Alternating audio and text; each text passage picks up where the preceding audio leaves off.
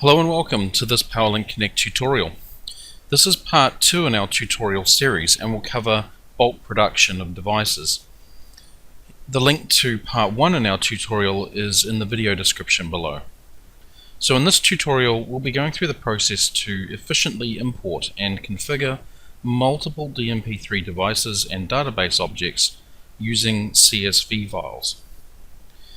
The DMP driver's user interface has a configuration tool that can be used to configure DMP devices and channels. A brief example featuring a single device was shown in our first tutorial. If your system only has a small number of devices, then it would be a simple matter to configure them manually through this user interface. If, however, you are monitoring a system with a large number of devices, say 30, 50 or more, then it makes sense to configure the devices automatically using a bulk import method. So firstly we're going to look at how to configure your DMP3 devices in its actual configuration file. And here we are in the DMP3 client, which you can access through the desktop application. The Tree Explorer on the left here contains the devices and channels that we previously configured in the first tutorial.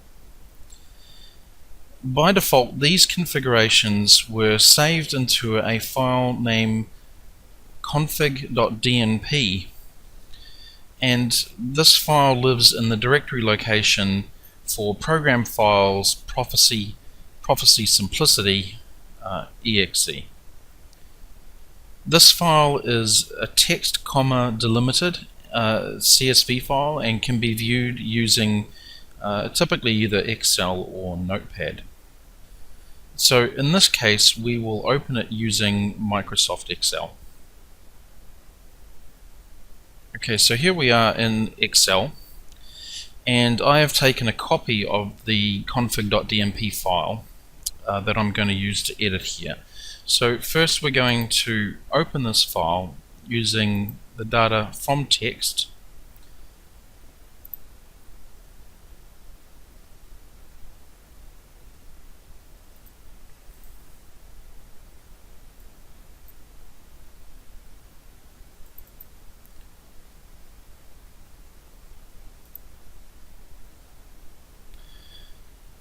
so I've located the file and I'm opening it using the comma delimiter.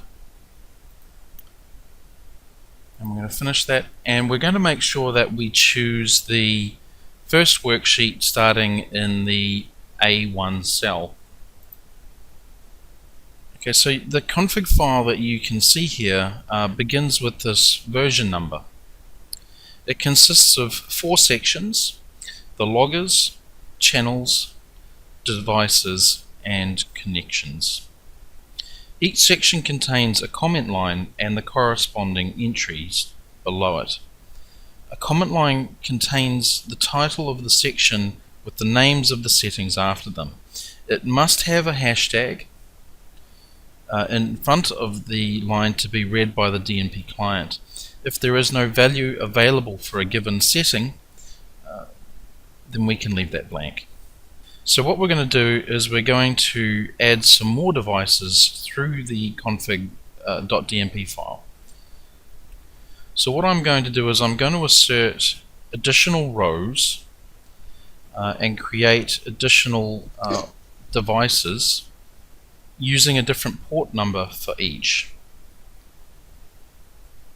So for the interest of saving time, I'm going to skip ahead to the version of the file that I've already configured.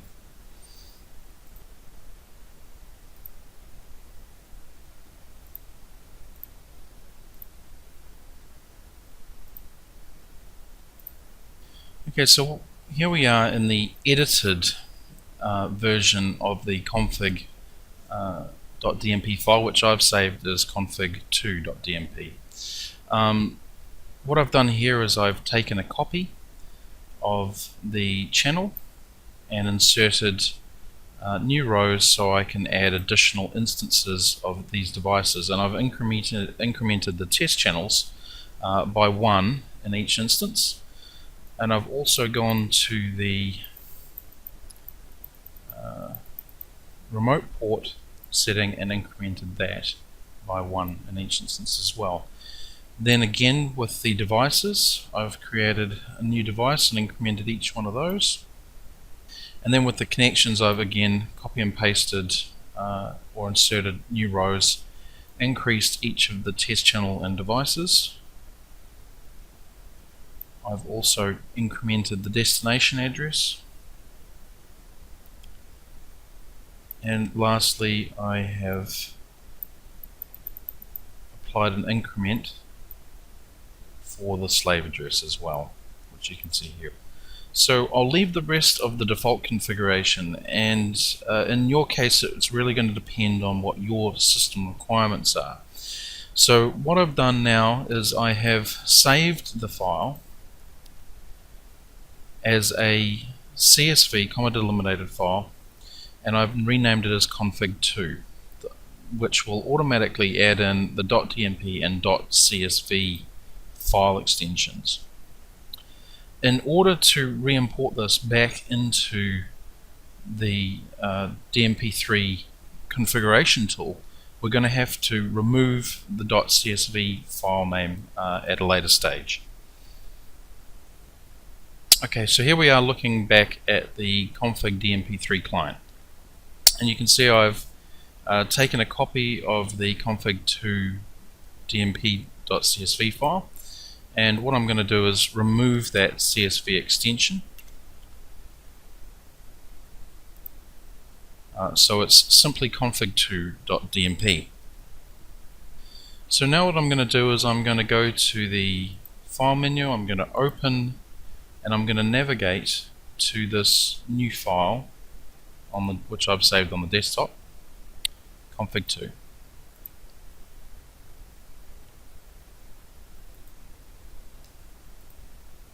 And as you can see now, that has created additional new devices and test channels in the DMP3 client.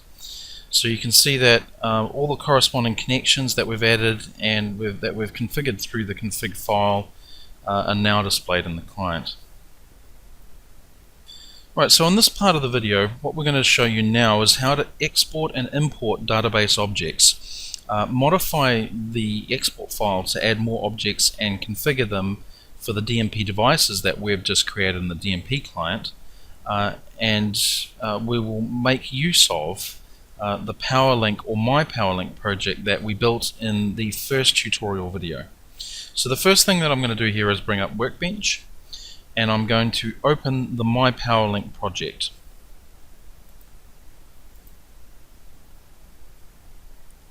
And so we've saved that under projects from the first tutorial. For the export import process, we want an example object for each class that we wish to replicate. The sample project has example analog read-only and digital read-write switch objects. For this tutorial, we also want to produce new objects for digital read-only and digital write-only. I'm going to create one new example for each of those classes so that we have an example of each of those objects when we later on want to replicate them. So we'll start by right-clicking on the Objects option in the tree and selecting New. So for this new object, we're going to create a digital read-only object. For the object ID, I'm going to create POW for POW, sub for the location, CB37 for the device, DRO is the type, and 001 will be the descriptor. We'll change the class ID in this case to digital read-only. Okay, that. Under the device ID, we're going to change that to sample DNP. I'm going to change the resource ID to point management info.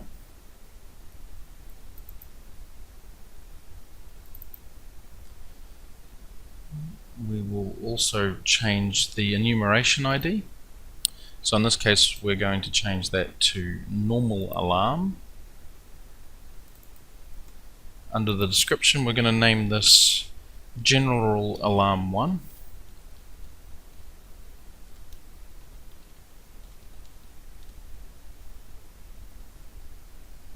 And we're going to go to the input address and change the pit 0 address.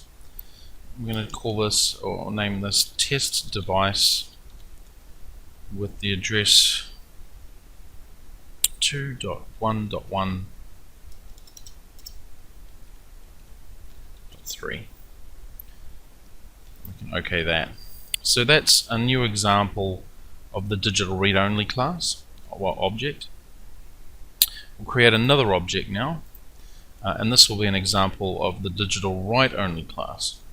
So again, we're going to give this object ID power sub CB37.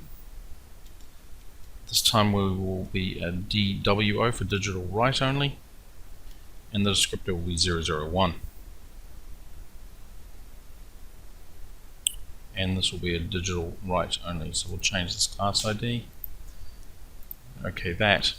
So for the device ID, it's going to be sample.dnp, the resource ID again, point management info.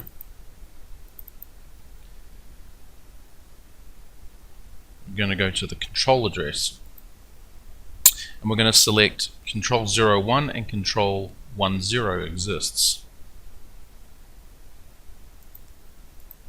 And we're going to change the address for those. So the control 01 address will be test device.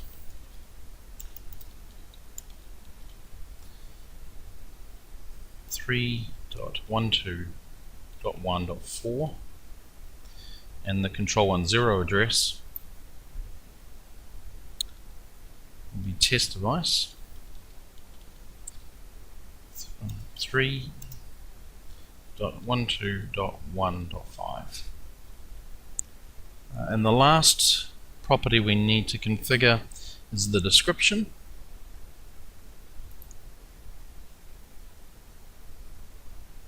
Which will be control only 0.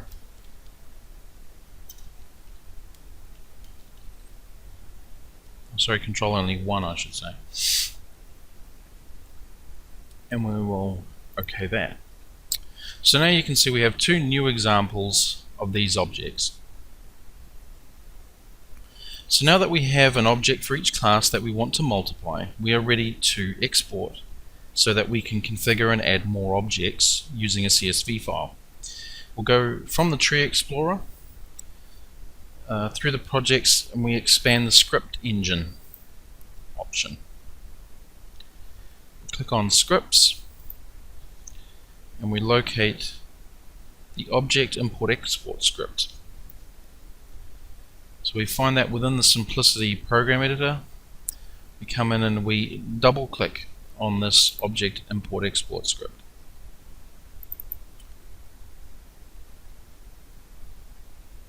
We then use the execute or play button, and this brings up the dialog for the object import export process. In this case what we're going to do is export. So we click on the export button. We now get the prompt to select the project that we would like to export the objects from. In this case we're going to use the My PowerLink project. We then get the option to input the file name for the export file. So in this case we're going to use the name My PowerLink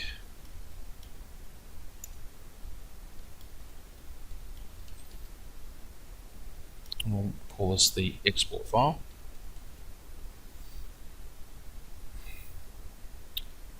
Click Save As,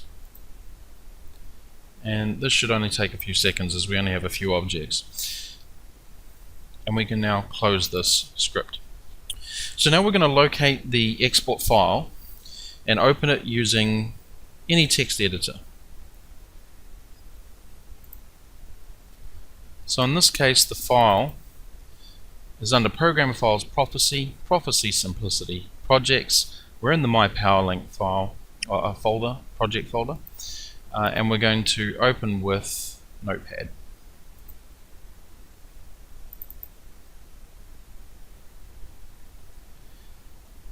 Now the first part of this entry is the class ID, followed by the object ID, and then followed by the class attributes and their corresponding values. What we can then do is we can copy the existing entries that we want to duplicate or multiply and simply reconfigure them with the necessary settings that we require. In this case, we're going to add 7 more analog read-only objects.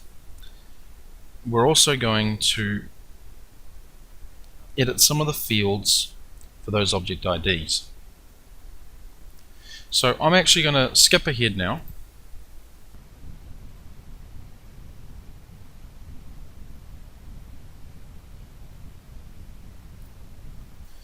Okay, now what I've done now is I've gone through the process of creating those new objects in the CSV file. So I'm opening this again.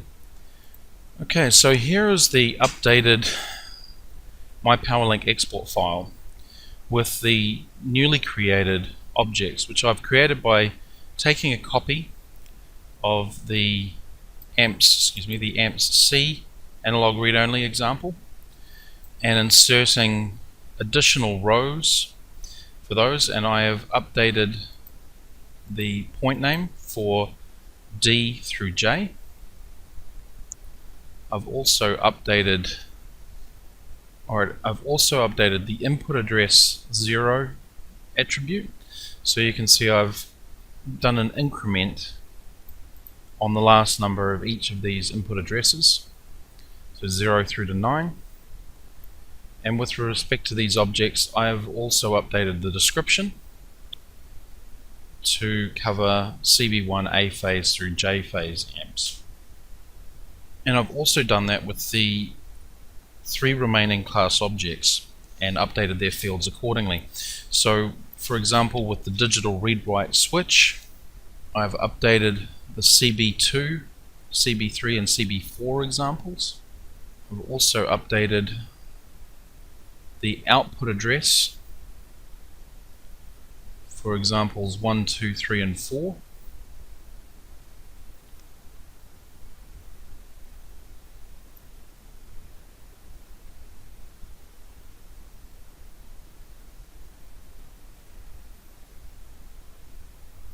We've updated the input address 1 value, 1, 2, 3, 4.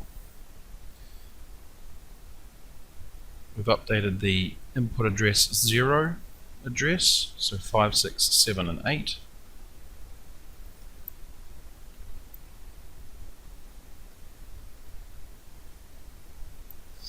And I've updated the description CB1 through 4. And the output address 1, 5, 6, 7 and 8. For the digital read-only, I've again changed the point name 1, 2, 3 and 4. We've updated the input address 0 attribute.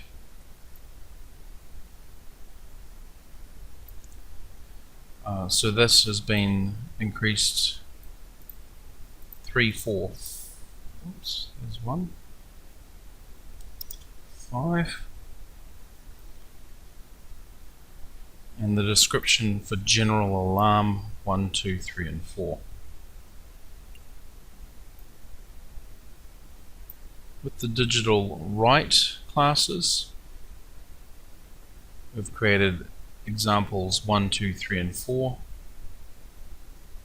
We've updated the output address for 5, 6, 7 and 8, and the display and the description for control 1, 2, 3 and 4, and the output address 9, 10, 11 and 12. So I can save that and close that file.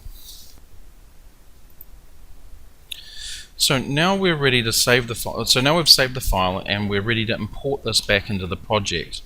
So again, we're back in Workbench under the scripts, script engine scripts, and we're in the object import export script. Again, we use the execute button, but this time we're going to import the new file from the My PowerLink Connect project. We'll use the PowerLink export CSV. Actually, before we do that, we'll just double check the objects. So these are the objects we've already created. Go back to the scripts, do the import process from the My PowerLink Connect project, the My PowerLink export CSV file, and that will run.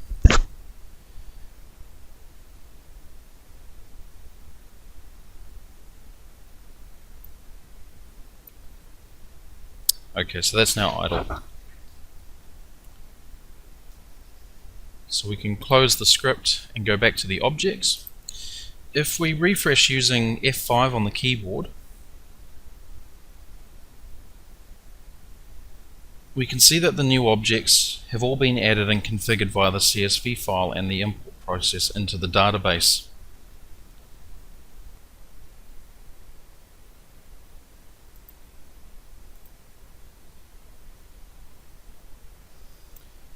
Right, well, let's finish by reviewing the data summary list in SimView. So what I've done here is, after creating the objects, I've started the project. The startup process is completed. And I'm now going to have a look at the real-time data screen.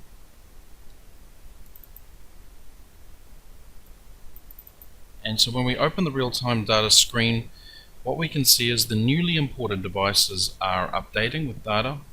We can see that the number of points displayed in the summary list matches the number of objects that we created in the CSV file and imported via the script engine.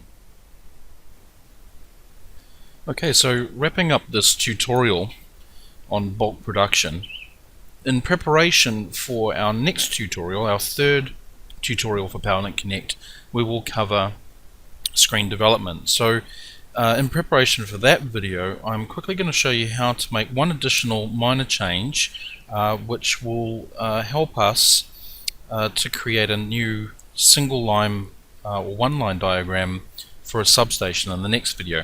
So for that, we're going to create a tap changer object, and that's going to require the creation of 3 new objects in the database, and that would be these 3 objects here.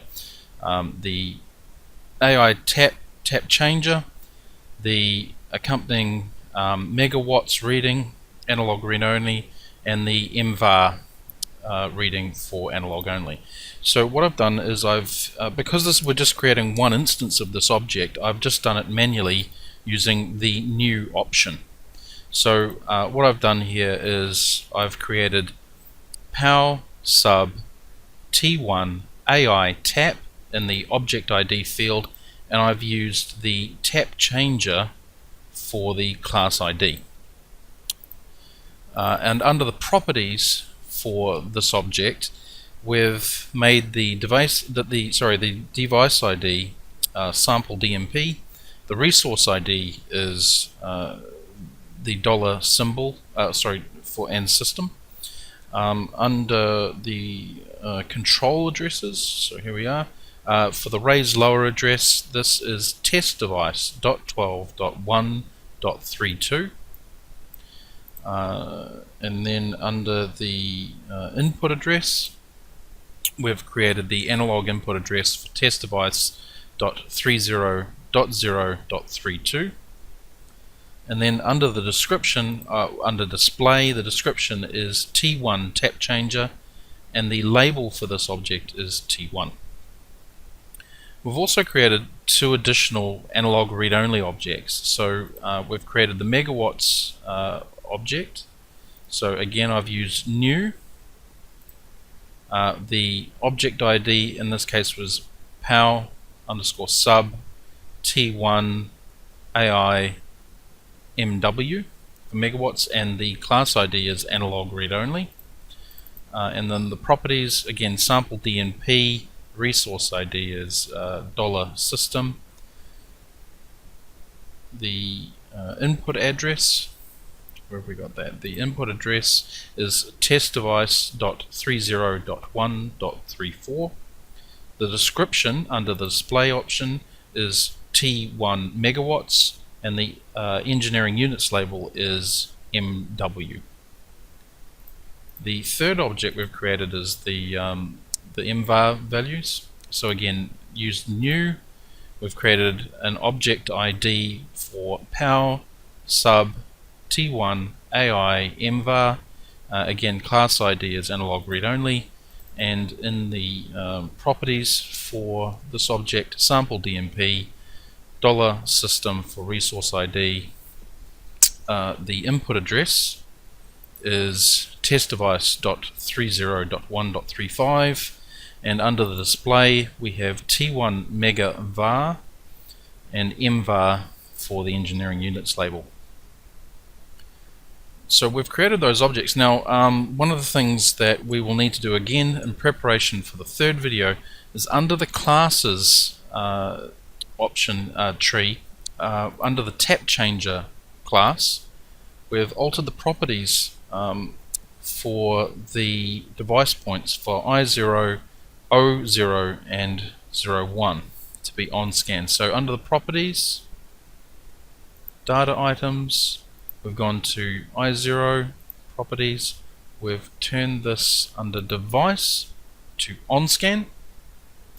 Okay, we've also done that for O0 properties, on scan for the device, and the 01 or O0, sorry, O1 properties, device on scan.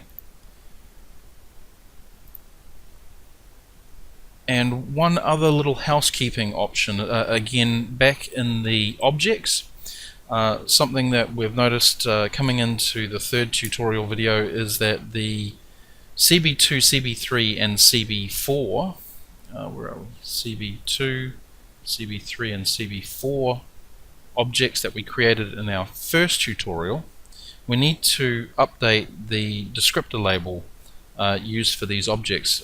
We didn't actually update that in the first tutorial video. So under display, the label for the CB2 device should be CB2, not CB1, which it would be if you followed the tutorial exactly. So we need to update that for CB2, CB3 and CB4. So just double click on each one of these devices, go to the display options and update the label to CB3. Display in CB4.